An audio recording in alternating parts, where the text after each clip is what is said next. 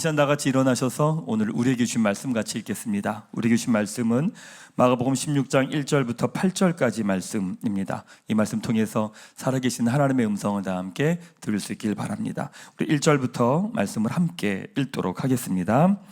안식일 지남에 막달라 마리아와 야고보의 어머니 마리아와 또 살로메가 가서 예수께 바르기 위하여 향품을 사다 두었다가 안식 후 첫날 매우 일찍이 해도 들 때에 그 무덤으로 가며 서로 말하되 누가 우리를 위하여 무덤 문에서 돌을 굴려 주리요 하더니 눈을 들어본즉 벌써 돌이 굴려져 있는데 그 돌이 심히 크더라. 무덤에 들어가서 흰옷 입은 한 청년이 우편에 앉은 것을 보고 놀라매 청년이 이르되 놀라지 말라. 너희가 십자가에 못 박히신 나사렛 예수를 찾는구나. 그가 살아나셨고 여기 계시지 아니하니라. 보라, 그를 두었던 곳이니라. 가서 그의 제자들과 베드로에게 이르기를 예수께서 너희보다 먼저 갈릴리로 가시나니 전에 너에게 말씀하신 대로 너희가 거기서 배우리라 하라 하는지라. 여자들이 몹시 놀라 떨며 나와 무덤에서 도망하고 무서워하여 아무에게 아무 말도 하지 못하더라. 아멘. 네, 그 자리에 앉으시기 바랍니다. 가슴에 손을 대고 제가 하는 기도 따라하겠습니다. 하나님은 나를 사랑하십니다. 나는 그 사랑 안에 있습니다. 나는 하나님의 형상입니다. 나는 하나님의 꿈입니다. 그렇게 살아갈 것입니다. 아멘. 네, 감사합니다. 오늘 예수님이 죽으시고 부활하신 부활주일입니다. 기독교 2000년 역사 동안 늘 논란이 되었던 것은 다름 아닌 부활입니다. 왜냐하면 불가능하기 때문에 그렇습니다. 십자가 죽음은 인간도 죽을 수 있습니다. 지금의 많은 사람들이 자기가 메시아다라고 하면서 십자가에 죽은 사람들이 꽤 많이 있습니다. 그런데 공통적으로 그 누구도 부활하지는 않았습니다. 그러니까 십자가 죽음은 인간이 가능합니다. 그런데 부활은 불가능하죠. 그래서 많은 분들이 부활만 빼면 내가 기독교를 믿을 수 있겠다라고 하는 분들이 꽤 많이 있습니다. 왜냐하면 이해되지 않기 때문에 그렇죠. 상식적으로 인간의 머리에서 나온 종교라면 아마도 부활은 뺐을 것 같습니다. 굳이 논란이 될 줄 알면서 부활에 관한 이야기를 넣을 이유가 없겠죠. 부활에 관한 이야기가 있다면 둘 중에 하나일 겁니다. 그게 진짜거나 거짓말이거나 둘 중에 하나일 겁니다. 그러다 보니 부활 앞에서 우리에게 두 가지 선택밖에 없습니다. 부활을 받아들이든지 부활을 거부하든지 두 가지밖에 없는 거죠. 물론 2000년이 지난 우리 입장에선 부활이 있었는지 사실 확인할 수는 없습니다. 2000년 전의 일을 우리가 보거나 경험한 게 아니기 때문이죠. 근데 다만 무슨 일이 일어났고 그 일 때문에 예수를 따르는 사람들이 생겼고 무슨 일이 일어났고 그것 때문에 교회라고 하는 공동체가 생겼고 또 무슨 일이 일어났고 그것 때문에 자기의 생명을 바치면서 예수가 부활했다고 말하는 사람들이 생기기 시작을 한 거예요. 무슨 일이 일어난 걸까 도대체?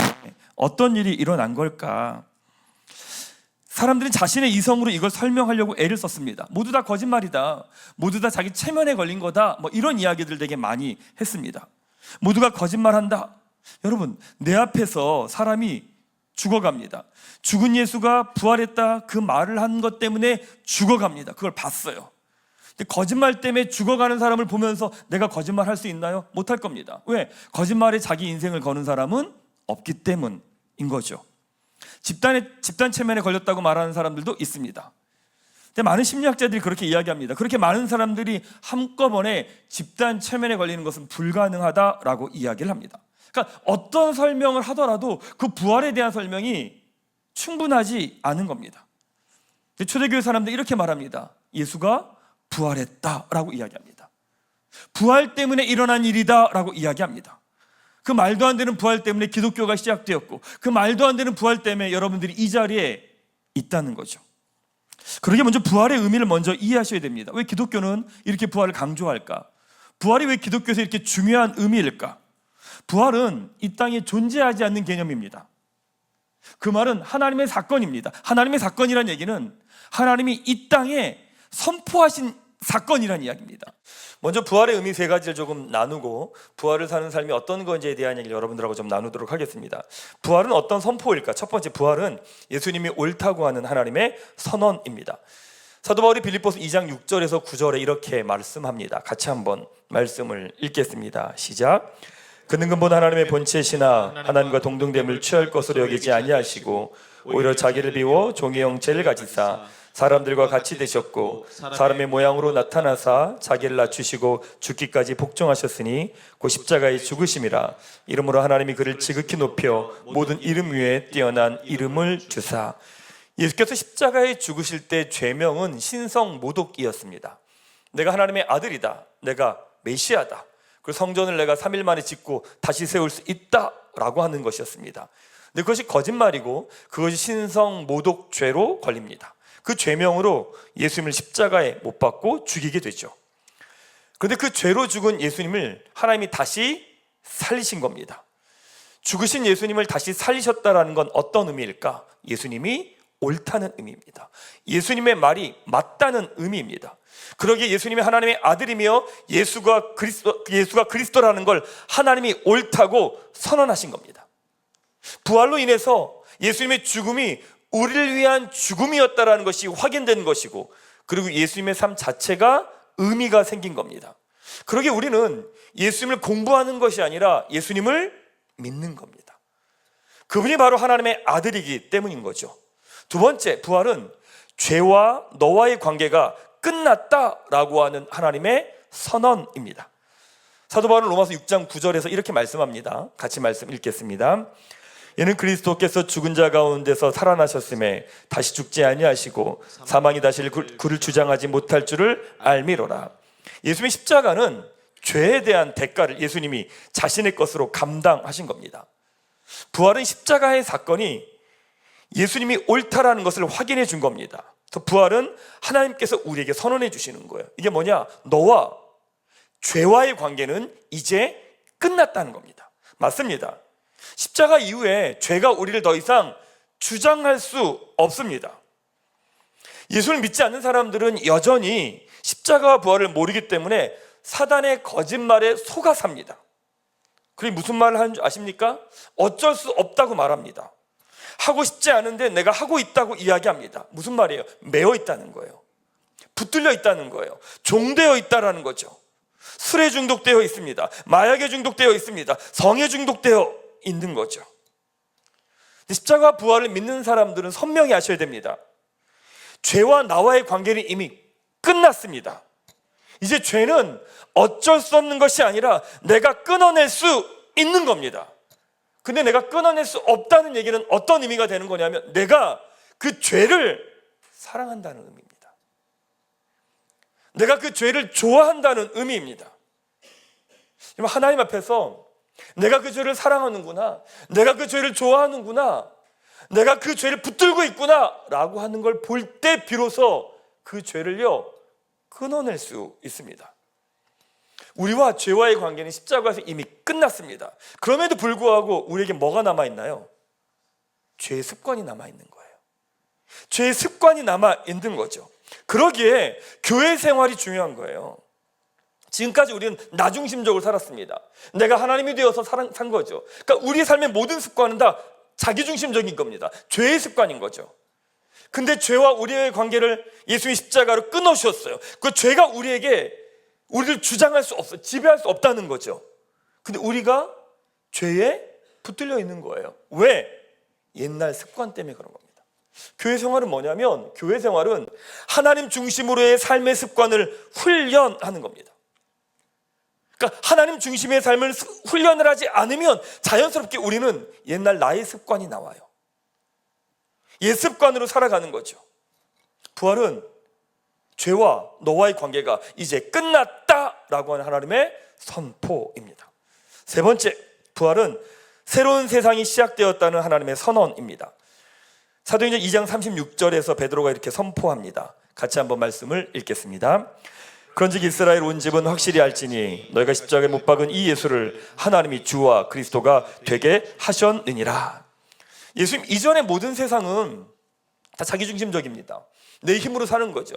배드의 세상이었습니다. 이기적이고 자기중심적이죠. 내가 하나님 자리에서 발버둥 치면서 살려고 몸부림치는 세상입니다. 왜요? 하나님 관계가 깨어져 있으니까. 내가 내 인생 책임져야 되니까. 내가 내 힘으로 살아야 됐던 겁니다. 근데 그 깨어진 관계를 하나님의 아들 예수님이 오셔서 십자가에서 죄의 대가를 치르시고 하나님과 우리와의 관계를 회복하셨습니다. 그래서 복음은 뭐라고 선포하는 줄 아십니까? 이렇게 말합니다. 더 이상 그렇게 살지 않아도 된다고 말합니다. 그렇게 불안해하며 두려워하며 살지 않아도 된다고 말합니다. 그렇게 염려하며 걱정하며 너의 뜻대로 살아가려고 하지 않아도 된다고 말합니다. 너의 뜻대로 너의 계획대로 네가 공급자가 돼서 살아가려고 하지 않아도 된다고 말합니다. 하나님이 창조하신 세상, 그리고 죄로 인해 깨어진 세상, 바로 그 세상을 온전하게 회복하신 세상의 첫 번째 백성이 누구냐면 예수님이셨습니다. 그리고 그 예수님이 동시에 통치자라는 걸 하나님이 선언하신 겁니다. 십자가 부활이 이제 옛날로 이 세상이 돌아갈 수 없다라는 걸 보여줍니다. 십자가 부활이 이 세상에 새로운 세상이 시작되었습니다. 그 새로운 세상을 시작하는 사람들이 누구냐? 바로 여러분들입니다. 그렇게 모여있는 공동체가 누구냐? 바로 교회입니다. 부활은 새로운 세상이 시작되었다라고 하는 하나님의 선언입니다. 사랑하는 여러분, 이 시간 옆에 있는 분에게 이렇게 고백하고 선포하죠. 옆에 있는 분에게 이렇게 말하겠습니다. 더 이상 그렇게 안 살아도 돼. 시작. 자, 한 번 더. 그렇게 난리치지 않아도 돼. 시작. 네, 부활은 어떤 의미가 있느냐? 세 가지 의미가 있습니다. 예수님이 옳다라고 하는 하나님의 선언입니다. 두 번째, 너희와 죄와의 관계가 끝났다는 겁니다. 세 번째, 부활은 새로운 세상이 시작되었다라고 하는 하나님의 선언입니다. 그래서 복음은 우리에게 다르게 살아갈 수 있는 가능성과 길을 열어준 거예요. 우리 지금까지 내가 책임지고 내가 하나님의 자리에서 발버둥 치며 살아왔습니다. 근데 만약에 복음이 없었으면 우리는 앞으로도 똑같이 그렇게 살아갔을 거예요.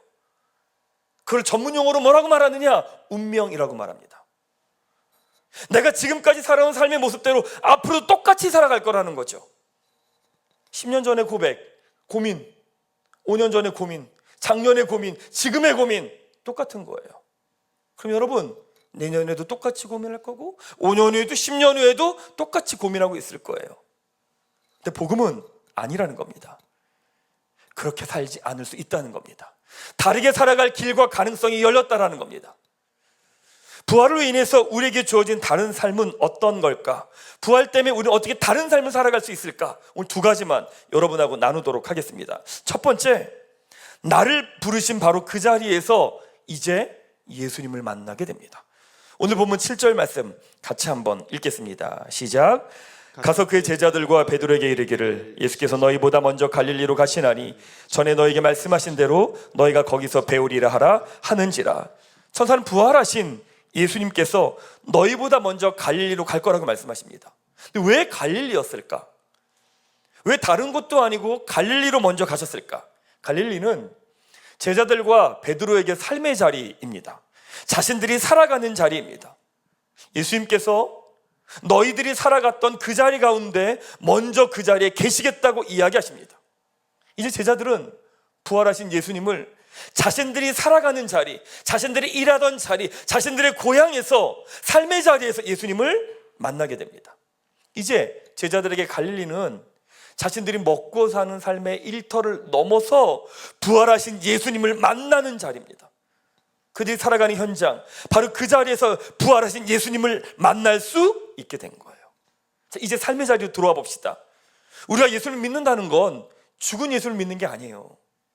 부활하신 예수님을 믿는 거예요. 부활하셔서 지금도 살아계신 예수님, 바로 지금 이 자리에, 여러분의 삶의 자리에 계신 예수님, 바로 그 주님을 믿는 겁니다. 부활을 믿으며 사는 삶은 내가 있는 삶의 자리에서, 그 자리에서 부활하신 주님을 만나고 경험하는 것입니다. 교회는 여러분 기준이 되어줍니다. 교회에서는요, 그 기준을 가지고 훈련을 합니다. 교회가 없다면 여러분의 삶은 늘 혼란스러울 겁니다. 정돈되지 않을 겁니다. 그러나 눈에 보이는 교회가 전부는 아닙니다.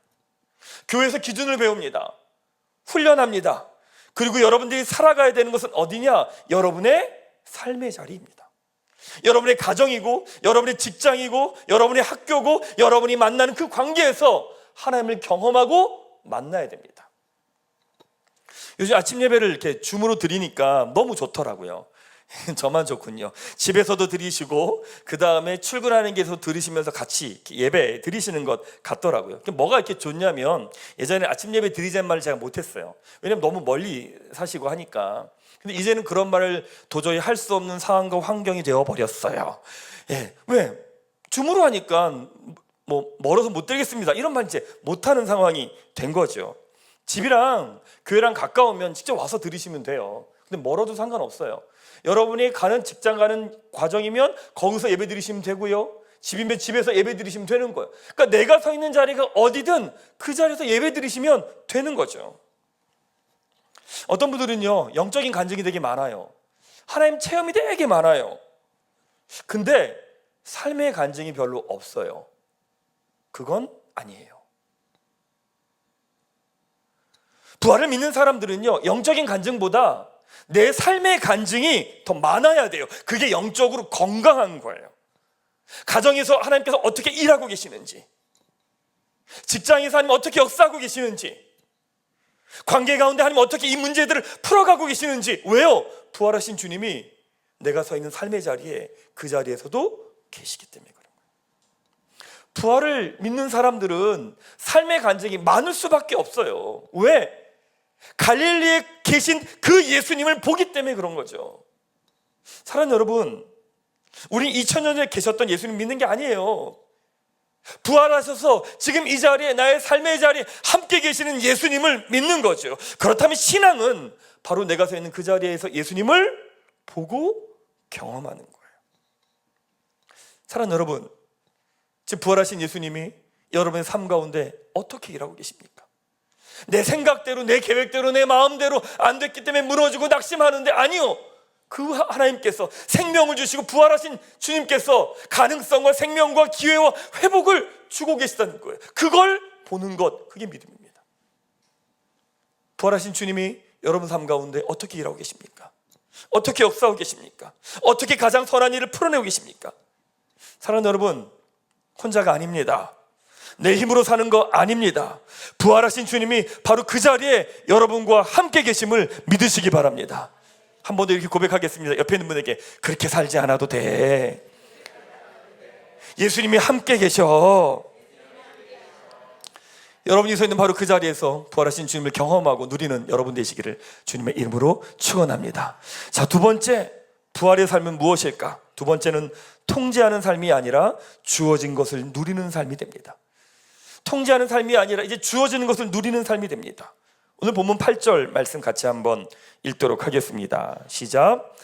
여자들이 몹시 놀라 떨며 나와 무덤에서 도망하고 무서워하여 아무에게 아무 말도 하지 못하더라. 여인들이 예수님께 향유를 바르려고 갔습니다.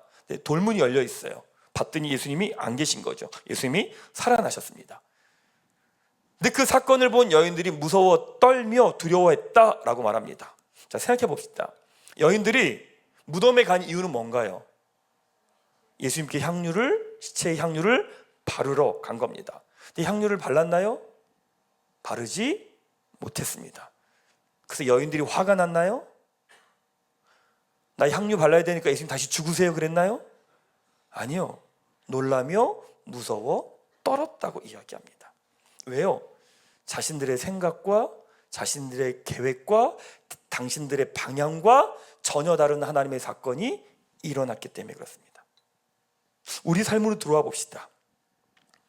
우리의 분노와 불안함은 언제나 예측에서 나옵니다. 나의 목적이 있고 그것을 위해 통제하고 조종하려고 하죠. 그것대로 되지 않으면 어떡하지? 라고 하면서 염려하고 불안해합니다. 또 되지 않으면 분노합니다.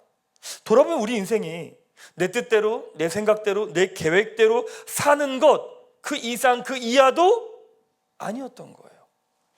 그러니까 늘 가슴 졸이며 살아요. 마음 졸이며 살아요. 그래서 뭐가 사라졌는지 아세요? 감탄이 사라졌어요. 감격이 사라졌어요. 기쁨이 사라졌어요.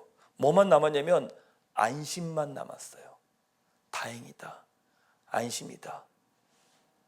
부활을 믿으며 사는 사람과 그렇지 않은 사람의 쓰는 단어가 달라요.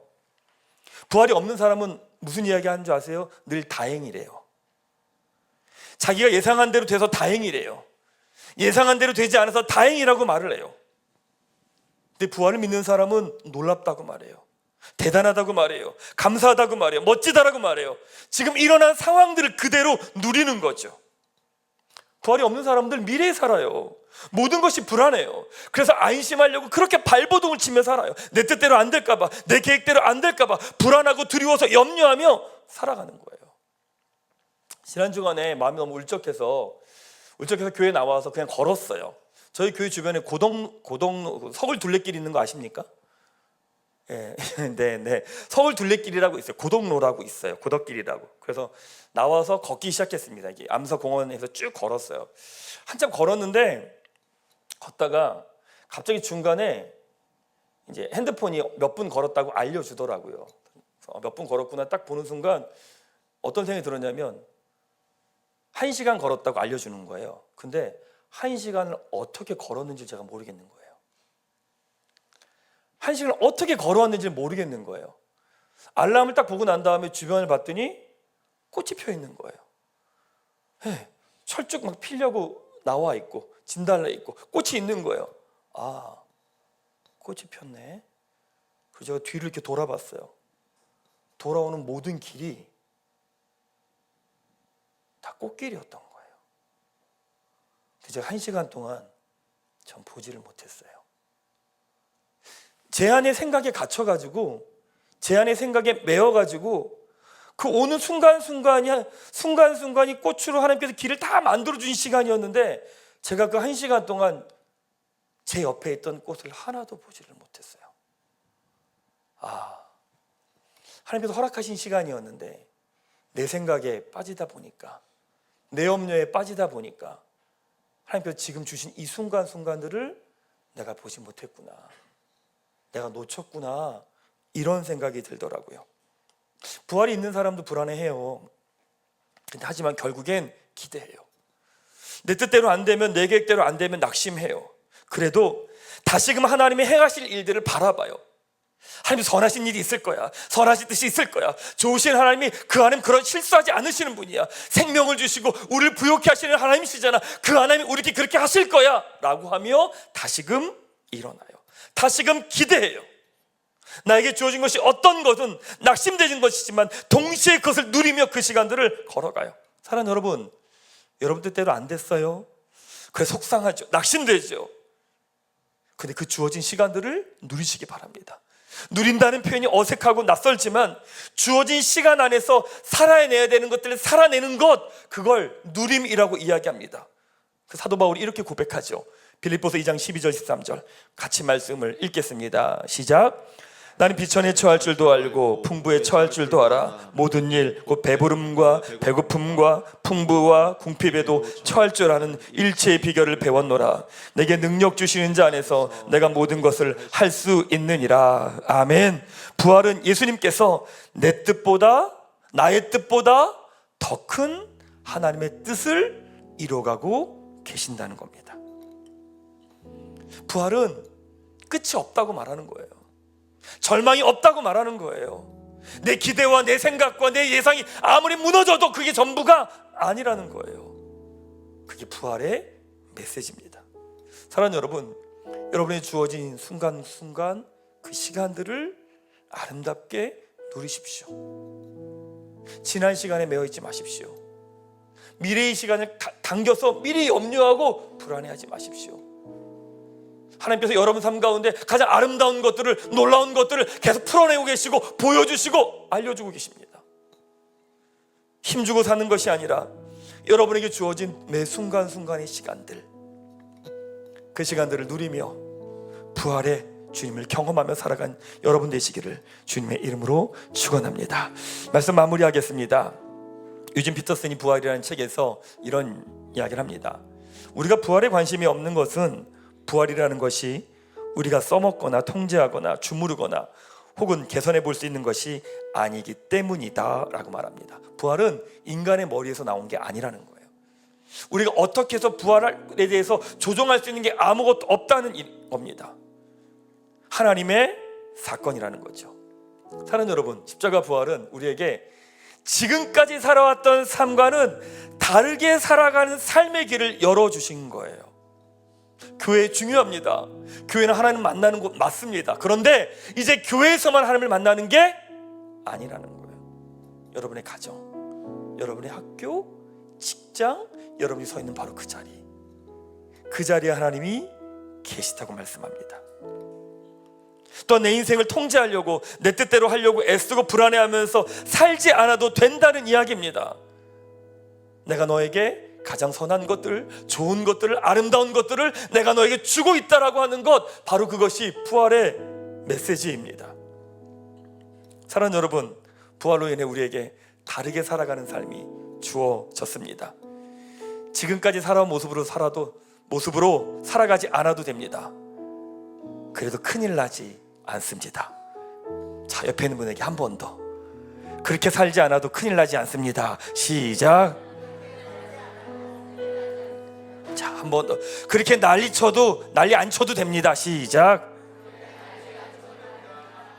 부활하신 예수님이 여러분의 삶 가운데, 우리 삶 가운데 함께 계심을 믿으며 누리신 여러분 되시기를 주님의 이름으로 축원합니다.